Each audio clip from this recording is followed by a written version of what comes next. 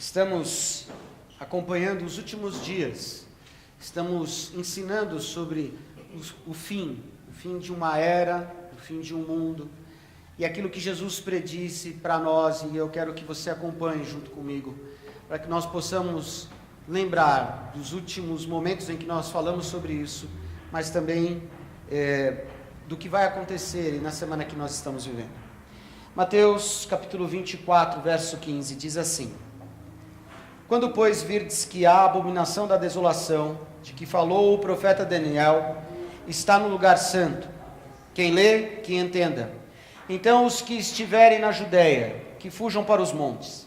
Quem estiver sobre o telhado, não desça a tirar alguma coisa da sua casa. E quem estiver no campo, não volte atrás a buscar as suas vestes. Mas ai das grávidas e das que amamentarem naqueles dias. E orai, para que a vossa fuga não aconteça no inverno, nem no sábado, porque haverá então grande aflição, como nunca houve, desde o princípio do mundo até agora. Nem tampouco haverá jamais. E se aqueles dias não fossem abreviados, nenhuma carne se salvaria, mas por causa dos escolhidos serão abreviados aqueles dias. Então, se alguém vos disser, eis que o Cristo está aqui ou ali, não lhes deis crédito. Porque surgirão falsos cristos e falsos profetas, e farão tão grandes sinais e prodígios, que, se possível fora, enganariam até os escolhidos. Eis que eu vos tenho predito. Portanto, se vos disserem, eis que ele está no deserto, não saiais. Ou, eis que ele está no interior da casa, não acrediteis. Porque assim como o relâmpago sai do oriente e se mostra até ao ocidente, assim será também a vinda do Filho do Homem. Pois onde estiver o cadáver, aí se ajuntarão as águias. Amém? Podemos assentar. Nós começamos lá atrás falando sobre a profecia de Daniel, falando sobre as 70 semanas. E nos situando, nós acreditamos que já foram estabelecidas e vividas 69 semanas dessa profecia de Daniel. Lá no capítulo 9, no verso 24, se você quiser acompanhar ou apenas ouvir a leitura, Daniel está dizendo algo bem interessante. Ele diz assim: 70 semanas estão determinadas sobre o teu povo e sobre a tua santa cidade, para extinguir a transgressão e dar fim aos pecados e expiar a iniquidade e trazer a justiça eterna e selar a visão e a profecia e ungir o Santo dos Santos. O que Daniel está dizendo aqui? Ele está falando da profecia do que ia acontecer nos dias de Jesus. Do momento em que é ordenado a reconstrução de Jerusalém, lá em Esdras, até o momento da vinda de Jesus, do nascimento dele, da morte, da ressurreição, dão 69 semanas. Algo em torno de 483 anos, exatamente isso, 483 anos. Daniel dá essa visão, ele profere essa visão, e ele diz claramente, olha, virá aquele que vai tirar o pecado do mundo, que é Jesus. Glória a Deus por isso. Estabelecida então a visão das 70 semanas, 69 dessas semanas já se cumpriram. Falta uma. Qual é essa semana? Qual é esse período? Vou só lembrar vocês, só para situar vocês, a semana para o judeu era 7 anos. Não eram 7 dias, eles contavam 7 anos por causa da colheita da terra, tá? Então, eles declaravam que uma semana era o equivalente a 7 anos. Por isso, Daniel falando 70 semanas, porque era assim que eles contavam. Quando nós olhamos para isso, nós falamos da última semana, e hoje eu quero falar um pouquinho a respeito do que virá, e que é a grande tribulação. Alguns historiadores dizem que a grande tribulação já aconteceu. Que a grande tribulação veio no momento em que Jerusalém foi derribada pelos romanos, em 70 depois de Cristo. Por quê? Pelos judeus, o templo é algo tão sagrado, tão fantástico, tão maravilhoso, onde eles levavam um sacrifício a Deus, que para eles a destruição do templo era algo fora do propósito, era algo ruim, péssimo, que ia trazer uma devastação para eles. Então, quando foi destruído o templo em 70 depois de Cristo, eles consideraram que aquilo era a grande tribulação. E alguns historiadores acreditam que esse é o momento da grande tribulação. Se nós olharmos para aquilo que Jesus está falando sobre isso, sobre tudo que está por vir e que a gente acredita, eles viveram isso mesmo, naquele período. Porém, se a gente pensar na história, os próprios judeus viveram uma tribulação muito maior do que a destruição do templo em 70 depois de Cristo. Se nós olharmos para Hitler e o Holocausto, morreram muito mais judeus na Segunda Guerra Mundial do que propriamente na época de Jesus ou na época da destruição do templo. Então nós podemos até relatar que a grande tribulação para eles seria talvez a Segunda Guerra Mundial.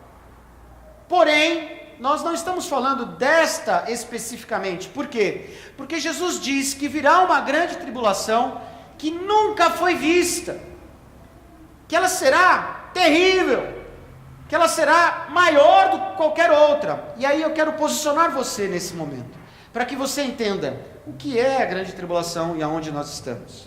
Olhe bem, no mesmo texto de Mateus, no capítulo 24, um pouquinho à frente, nós vamos ver no verso 37, Jesus falando sobre uma época específica da Bíblia. E ele diz assim: e como foi nos dias de Noé, assim será também a vinda do Filho do Homem. Porquanto, assim como nos dias anteriores ao dilúvio, comiam, bebiam, casavam e davam-se em casamento até o dia em que Noé entrou na arca. E não o perceberam até que veio o dilúvio e os levou a todos. Assim será também a vinda do Filho do Homem. Preste atenção. A terra ela já foi dizimada por um dilúvio. Deus olha para a terra e vê uma degradação do ser humano. Olha para a terra e vê corrupção, vê pecado, vê a prostituição do ser humano aos níveis mais exagerados que poderia existir naquela época. E aí ele olha para a terra e acha graça numa família, na família de Noé. Chega para Noé e diz: Noé, é o seguinte, construa uma arca, você vai colocar a sua família, e você vai colocar os animais que eu vou mandar para você, e nós vamos acabar o mundo em água. E foi o que foi feito. Jesus cita essa passagem, Jesus fala sobre este momento. E por que Jesus fala sobre este momento? Porque este momento relata e retrata as mesmas coisas que nós estamos vivendo hoje. Foram vividas na época de Jesus, foram vividas na época de antes da destruição do templo, mas também estamos vivendo isso hoje. Pare para pensar um pouquinho, como é que está hoje o ser humano na Terra?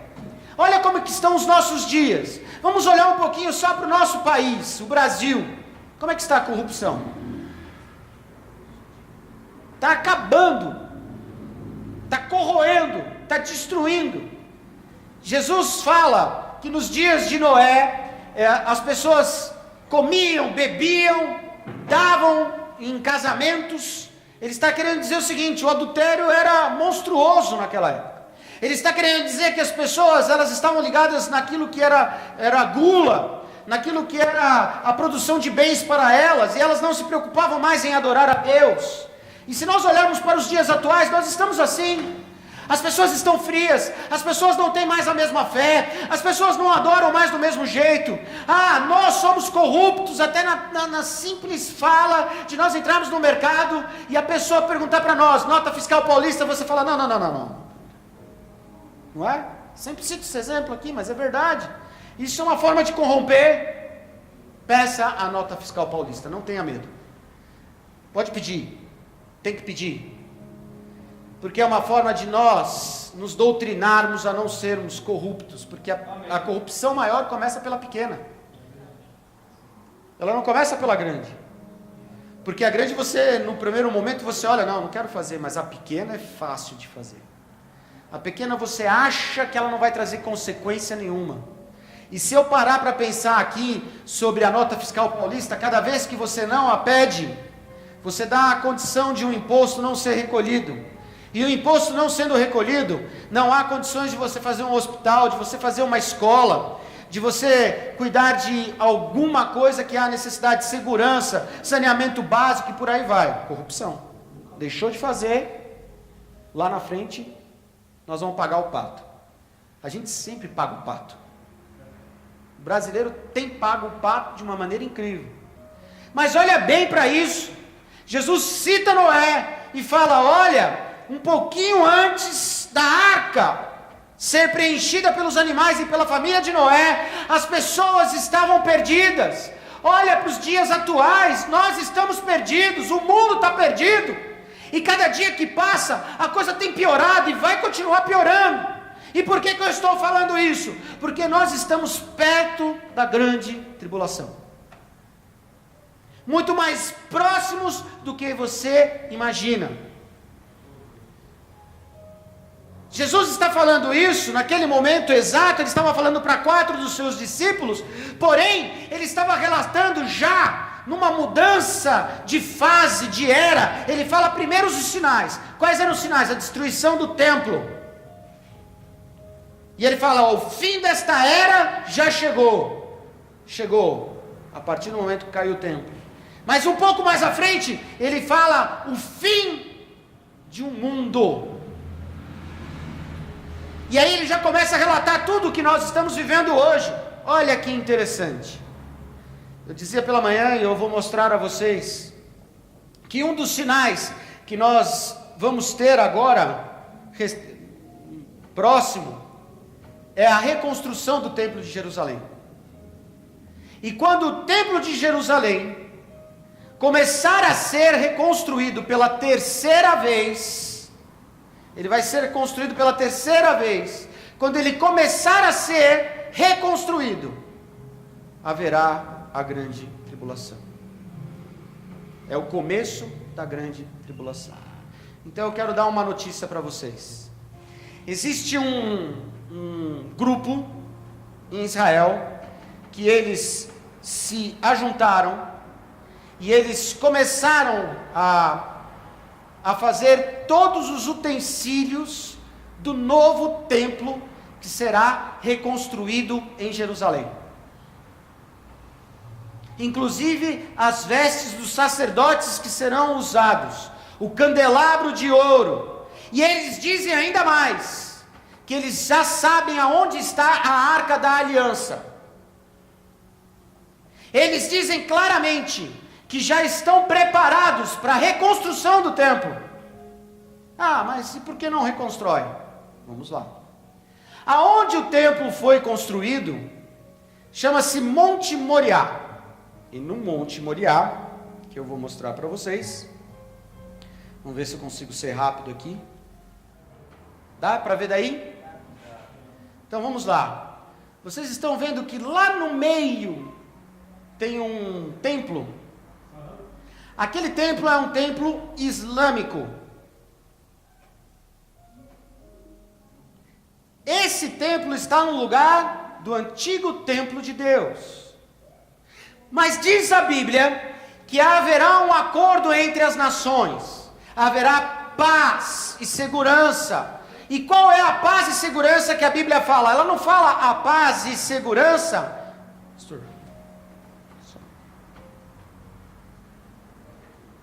Ela não fala de paz e segurança para o mundo todo. A Bíblia fala sobre paz, rumores de paz entre nações. Quais são essas nações? É o Oriente Médio. Por quê? Israel está lá no meinho. E todas as nações que estão em volta de Israel não suportam Israel. Preste atenção na história. Desde 1945, quando Israel é formada de novo como nação, quando ela é formada na ONU, já começa a ter problema. Por quê? Porque os palestinos também queriam ter a sua nação. E se você prestar atenção nas notícias, você vai sempre ver que lá em Israel tem briga, tem confusão. Tem confusão em Israel contra os palestinos. Eles estão numa guerra há anos contra o Líbano. e continuam essa guerra contra o Líbano. Tanto é que existia um motivador para surgir um grupo chamado Hezbollah, e que esse grupo, que é do Líbano, eles têm mísseis apontados para Israel 24 horas por dia. Mas diz a Bíblia que haverá paz entre as nações, haverá um acordo. Qual é o acordo que Israel tem procurado ter e que nós estamos vivendo esse acordo sempre sendo preparado? Olhe bem, quem teve em Israel essa semana? Donald Trump, presidente dos Estados Unidos. E ele propôs lá o quê? A paz entre Israel e a Palestina. Vocês já ouviram isso daí? Já várias vezes. E por que existe isso? É um trabalhar de Deus. Por que existe isso? Porque os islâmicos que construíram esse domo de pedra, essa sinagoga, são 2 sinagogas que tem lá, do Islã, uma próxima da outra. Eles reconhecem Jesus como profeta. Se você pensa que o Estado Islâmico, esse que tem explodido bomba lá na Inglaterra, tem explodido bomba lá na França e em outros lugares, eles reconhecem que Jesus foi um profeta. Maomé reconhece Jesus como profeta. Eles reconhecem. Eles até dizem, olha, ele foi um grande profeta. E haverá então o quê? Um acordo entre eles, diz a Bíblia. E que neste local, se vocês prestarem atenção ali do lado, e eu dizia pela manhã, que eu acredito que o acordo que haverá é que os islâmicos vão permitir que ao lado dessa sinagoga seja construída o templo de Deus, o templo dos judeus. Quando isso começar, preste atenção, a grande tribulação também começará. É o sinal que começa a grande tribulação. Bom, então, por que eu estou falando tudo isso? Estou dando uma introdução para vocês entenderem que a próxima semana de Daniel, que é a grande tribulação, que serão 7 anos, 3 anos e meio de provável paz, e 3 anos e meio de uma assolação, de uma desgraça, de algo péssimo, virá sobre aqueles que estarão na terra. Então vamos lá. Quando eu presto atenção nisso, eu quero que você acompanhe comigo em Marcos capítulo 13, verso 19, diz assim: porque naqueles dias haverá uma aflição tal qual nunca houve desde o princípio da criação, que Deus criou até agora, nem jamais haverá. E se o Senhor não abreviasse aqueles dias, nenhuma carne se salvaria, mas por causa dos escolhidos que escolheu, abreviou aqueles dias. Olhe bem, a tribulação que virá, ela virá de uma tal maneira que nós não temos nem noção do que é. E por que eu estou falando isso essa noite? Porque nós precisamos estar preparados para aquilo que vai acontecer daqui a pouco. Porque daqui a pouco Jesus pode estar passando como um relâmpago, como um clarão. E amados, muitos aqui, eu não sei se você já ouviu, que Jesus virá de uma forma meio encoberta. Desculpa, não virá. Ele chamará você pelo nome. E eu quero que você seja chamado pelo nome. Eu quero que na hora que virar o clarão, você vai ser chamado pelo nome, e nós seremos arrebatados como a igreja do Senhor. Mas nós precisamos estar preparados, nós precisamos estar prontos, nós precisamos estar limpos, santificados, nós precisamos estar andando na retidão do Senhor, nós precisamos ter a certeza que o amanhã está nas mãos de Deus. Por quê, amados? Porque está tudo muito próximo, está tudo muito perto. O meu medo é que nós todos, inclusive eu, estamos às vezes com os nossos corações cauterizados, estamos com os nossos corações às vezes adormecidos, nós estamos às vezes com a nossa vida acomodada demais, e esquecemos do mais importante. Sabe o que é o mais importante? A sua vida nas mãos de Deus. E a sua vida nas mãos de Deus te dá a segurança do que vai acontecer daqui a pouco, do que pode acontecer daqui a pouco. Porque eu preciso ter a garantia de que a minha vida está nas mãos de Deus. Diga para a pessoa do seu lado, a sua vida precisa estar nas mãos de Deus. E quando nós olhamos para isso, olhe bem. Isso aí é a foto de... Já? Olha lá. Só para que vocês saibam como nós estamos próximos. Essa é a organização, ela chama-se Temple Institute. Instituto do Templo. Formado por sacerdotes judeus. Eles já prepararam as roupas dos sacerdotes. Eles já fizeram o candelabro de ouro. Eles, olha lá, olha lá. Ali é a Arca da Aliança, mas ali é apenas uma imagem, né? Não é, é uma réplica. Muito obrigado, viu, Maurício? Quando nós paramos para olhar isso, amado, eu não sei você, mas eu quando eu comecei a estudar e comecei a entender as coisas dos últimos dias, eu olhei, meu coração ficou com temor. Porque a preparação de Deus está acontecendo a passos largos da situação, e a grande tribulação está aí. Eu não quero que você passe pela grande tribulação. Eu não quero que você passe por esse momento. Há alguns estudiosos que dizem que a igreja passará pela tribulação. Outros dizem que ela subirá no meio. Olha, não me importa.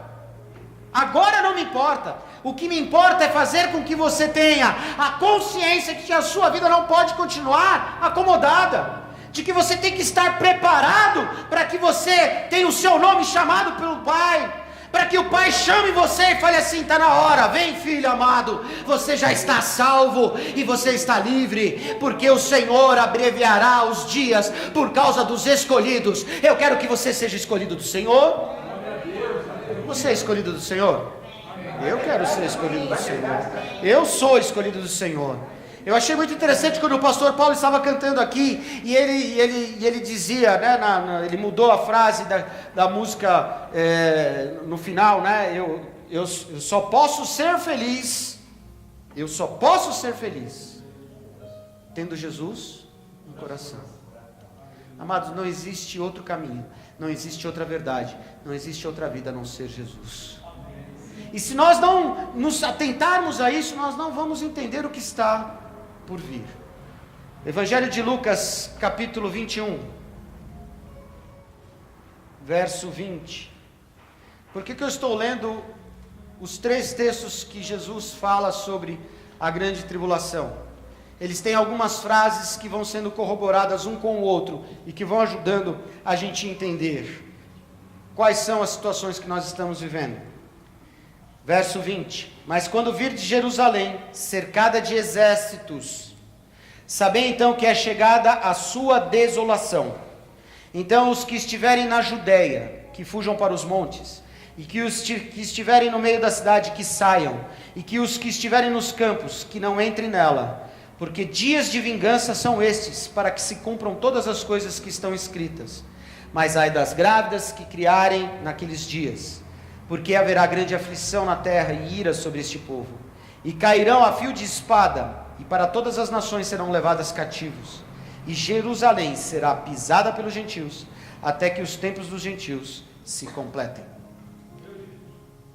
Jesus está falando ali, e a gente entende que existia uma correlação à época de Jerusalém, quando o templo é destruído em 70 depois de Cristo.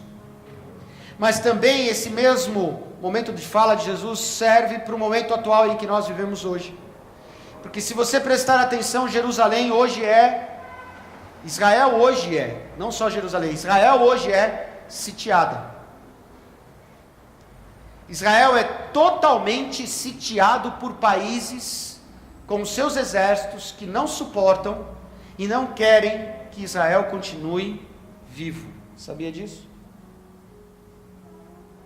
Hoje, exatamente hoje, eu vou pedir à pastora Carol que coloque um mapinha de Jerusalém, da cidade de Jerusalém, e você vai entender que Jerusalém já é sitiada.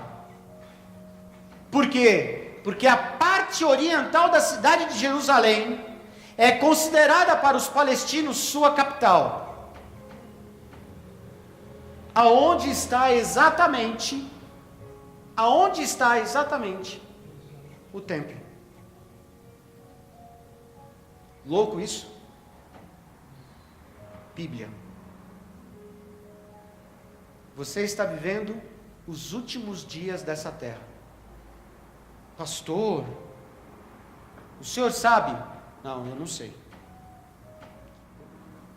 Quando nós olhamos para esse mapa, eu olho o que Jesus disse em Lucas. E Jerusalém será sitiada. Ela já é sitiada hoje. Em 70 depois de Cristo, ela ficou sitiada durante 3 anos. Flávio Joséfo, o historiador, muito obrigado, serve. Olha lá, amados, para você acompanhar, o vermelhinho é Jerusalém, o verde é a Palestina, aqui embaixo é a faixa de Gaza. Se você olhar para o vermelhinho ali, a parte oriental, Oriente, Ocidente, o mar está para o Ocidente, a terra está para o Oriente. Nós vamos ver que Jerusalém é a divisa da Palestina. Inclusive há um grande problema hoje, no qual os judeus estão fazendo assentamentos. O que são assentamentos? Bairros novos, para os judeus morarem em lugares novos, e esses assentamentos onde estão sendo construídos? Nessa parte, na Palestina. E os palestinos estão bravos. Mas olhe bem, Israel. Nós temos aqui, do lado direito, a Jordânia, em cima, a Síria, um pouco mais acima, o Líbano, do lado de cá, o Egito. O Egito é um país islâmico, a Jordânia é um país islâmico, a Síria é um país dividido hoje, mas no fundo islâmico, e o Líbano islâmico. Todos eles, sem exceção, têm armas apontadas para Israel. E Israel, para sua defesa, tem armas apontadas para eles. Aliás, Israel construiu um muro. Tem um muro ali na faixa de Gaza, para que eles só passem com a autorização de Israel. Por que eu estou falando isso? Nós acabamos de ler, acabamos de ver, mas quando virdes Jerusalém cercada de exércitos, sabei que é chegada a sua desolação. Está entendendo onde nós estamos? Está compreendendo que está muito perto, que está muito próximo, essa semana que Daniel nos diz que falta? Está muito próximo de nós compreendermos que está na hora de você se acertar na sua vida. Está na hora de você chegar diante do Senhor e falar: Senhor, me perdoa. Senhor, eu preciso estar apto, eu preciso estar pronto. E eu quero que você esteja pronto, porque a volta do Senhor está perto. O Senhor vai te chamar, e se você não estiver preparado, você não vai. Quando ele me chamar pelo nome, agora que tem a festa com pizza. Amém. Vai ter festa com pizza, azeite na pizza, um azeite extra virgem, verdadeiro, não aí os falsificados que tem por aí, certo? Português, com 0 grau de acidez. Aquele azeite que a gente sente o cheiro, que é gostoso, que você derrama 2 pinguinhos dele e você já vê que é verdadeiro azeite. Não é que nem um aí que eu comprei, um tal de Figueira. Ele parece água. Vocês já viram? Você derrama e assim, vai embora. Amados, eu tenho que estar preparado. A volta do Senhor está muito próxima. A tribulação está aí, está às portas. E o que a gente está fazendo? O que você está fazendo? Você está preparado? Como é que está a sua casa? A Bíblia fala que se a gente não adornar a nossa casa, se nós não deixarmos a nossa casa pronta, limpa, o Senhor não tem como agir. E a gente está assim, acomodado, parado. Eu tenho certeza, se eu passar dessa vida hoje, para mim é lucro. E para você é? Você está preparado para ser chamado por Deus hoje, se for o caso?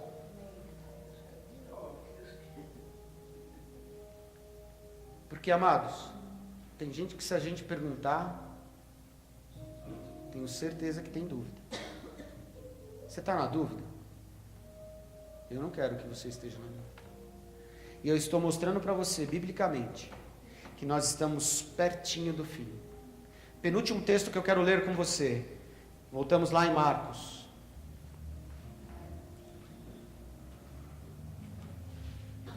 Capítulo 13. Tudo que nós estamos falando é o mesmo texto, amém?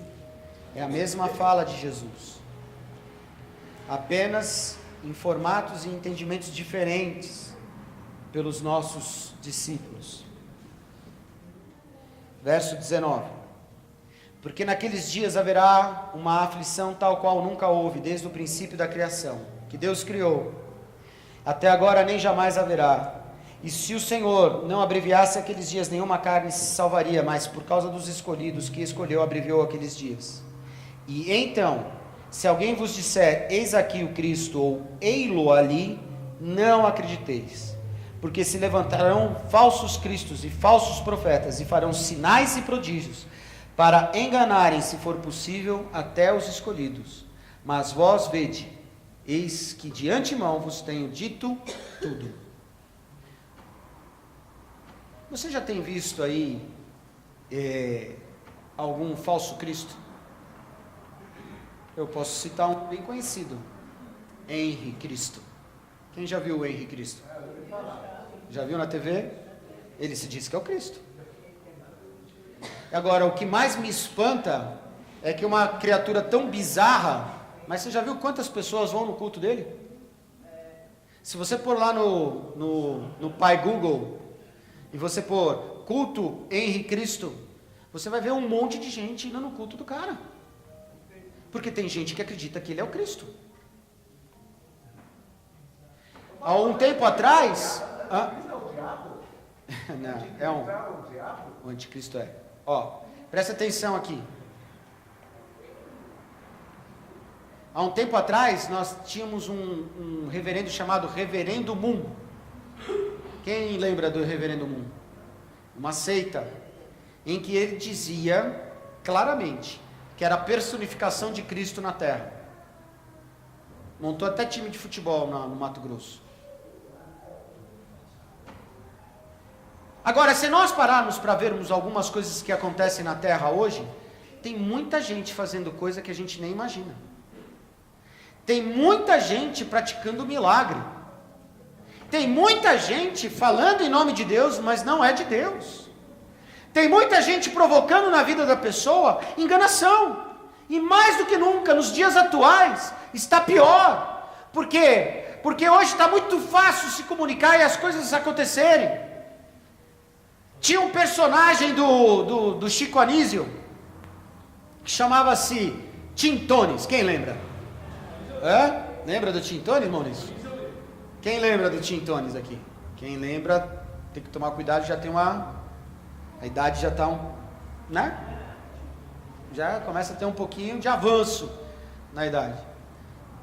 E aí eu lembro de uma musiquinha quando aparecia o Tintones. Tintones, glória, Tintones. Lembram disso? Mas na verdade essa história é verídica. Era uma sátira do Chico Anísio, mas era uma história verídica de um falso profeta que levou uma turma de americanos para um sítio dizendo que ele ia dar a salvação e tocou fogo no sítio e todo mundo morreu. Todo mundo morreu. Mas pastor, como é que as pessoas podem acreditar? Você está acreditando no que eu estou falando?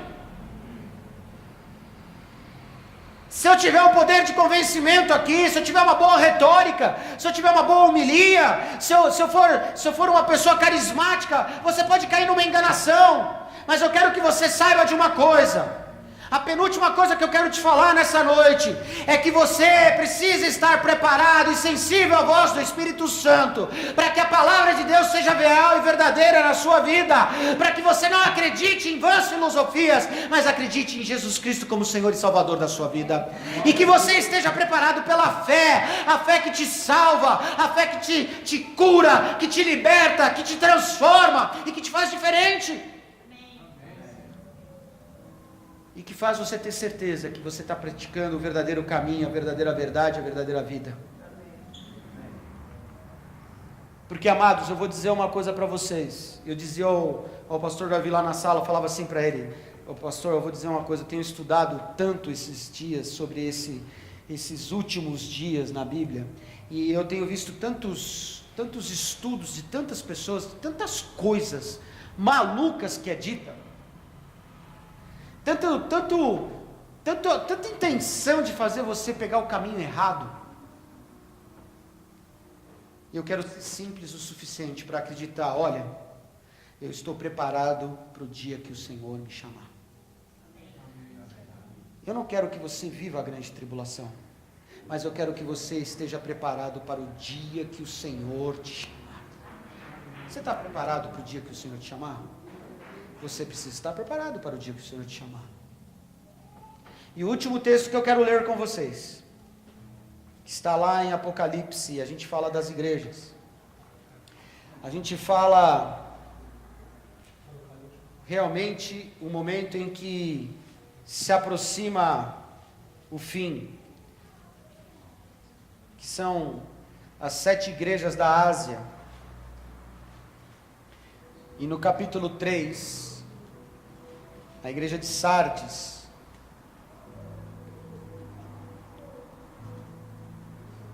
a igreja de Filadélfia,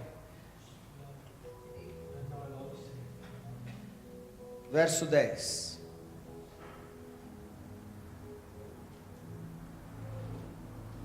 Como guardastes a palavra da minha paciência, também eu te guardarei da hora da tentação que há de vir sobre todo o mundo, para tentar os que habitam na terra. João diz claramente: olha, como guardastes a palavra. Se nós não guardarmos a palavra em nosso coração, nós não seremos salvos. Hoje começa mais uma semana. Não sei você, eu vou falar por mim. Como tem sido difícil esses últimos dias, não é? Luta. Às vezes o nosso trabalho não rende, não é? Você trabalha e a coisa não... O ambiente em que nós estamos vivendo parece que não é um ambiente legal, não é um ambiente gostoso, é um ambiente pesado, não é? Hein, Alberto? Hostil. As pessoas estão agressivas. Pastor, comigo é diferente. Dizem que as pessoas lembram mais dos momentos difíceis, dos momentos de dor, do que dos momentos de felicidade. Comigo é diferente, eu lembro só dos de felicidade. Amém. Continue assim. Mas quando nós paramos para olhar isso, e que os dias que estão por vir, diz a Bíblia que vão ser piores, eu preciso guardar a palavra. Quem é a palavra? Vamos abrir no Evangelho de João.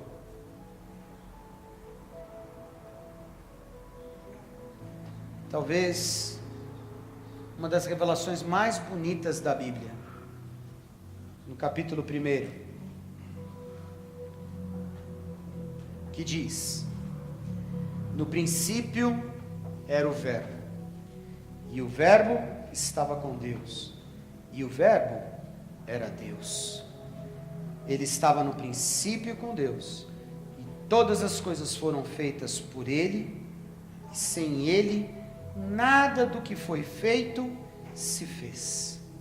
Nele estava a vida, e a vida era a luz dos homens. E a luz resplandece nas trevas, e as trevas não a compreenderam. Verso 7. Este veio para testemunho, para que testificasse da luz, para que todos crescem por ele. Não era em nenhum momento ele a luz, mas veio para que testificasse da luz. Ali estava a luz verdadeira, que alumia todo homem que vem ao mundo. Jesus é a verdade, é o verbo, é a palavra. Guarda a palavra hoje, para que você esteja preparado para que os seus próximos minutos, suas próximas horas, seus próximos dias, meses, anos, porque o tempo só Deus é quem sabe, nem o próprio Senhor Jesus sabe, mas Deus sabe. Mas Deus sabendo, Ele quer dizer que Ele quer saber que você vai estar lá, porque você vai ser o escolhido do Senhor. Quem quer ser o escolhido do Senhor hoje? Você está preparado, meu amado? Então nessa hora eu quero que você faça uma oração única, dizendo: Senhor, me perdoa.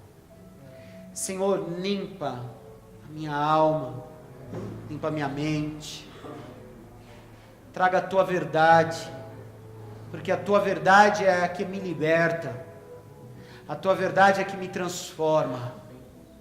Pai, em nome de Jesus, nessa noite, Senhor, eu quero estar preparado para o tempo daqui a pouco, porque eu não quero, Senhor, que nem eu e nem ninguém aqui nessa noite possa estar, Senhor, numa situação que tenha dúvida, mas eu quero que ela esteja preparada, sim, para a volta, sim, Senhor, para que ela esteja salva. Pai, como diz a Tua palavra, que nós possamos guardar a palavra e vivê-la e praticá-la e ter a paciência e a espera em Ti, e que não sejamos iguais aos outros, acomodados, arrebatados por este mundo, nos seus desejos, nas suas vontades. Mas, Pai, em nome de Jesus, dê a cada um que está aqui, cada homem, cada mulher, a Tua vontade e a Tua verdade, para que elas se sintam salvas, amadas. Por isso eu peço a Ti, Senhor, em nome de Jesus, dê-nos graça e sabedoria.